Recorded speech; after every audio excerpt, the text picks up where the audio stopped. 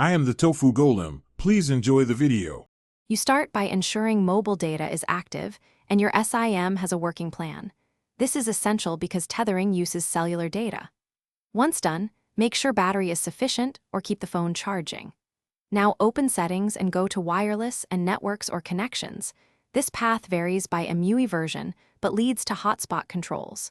You're beginning the process now, so don't skip these steps, because a missing permission or disabled data would stop tethering immediately.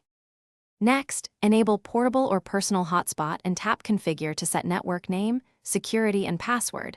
You need WPA2 and a strong password to prevent unauthorized use. Make sure you pick an AP band, choose 2. 4 GHz for broad compatibility or 5 GHz for higher speed where devices support it. Also check the maximum connection limit and set a clear SSID so you can identify the phone. Once configured, toggle the hotspot on. Your phone will start broadcasting immediately for other devices to join. Finally, from the other device, pick the hotspot SSID and enter the password. You should get an IP via DHCP and internet access. If the client can't reach the web, first toggle the hotspot off and on, then toggle mobile data, and if needed, reboot the Huawei. This resolves most temporary issues. If trouble continues, make sure your carrier allows tethering and verify APN settings or data cap. Adjusting those often fixes blocked or limited tethering.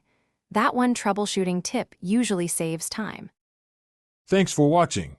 Consider subscribing if we helped you today.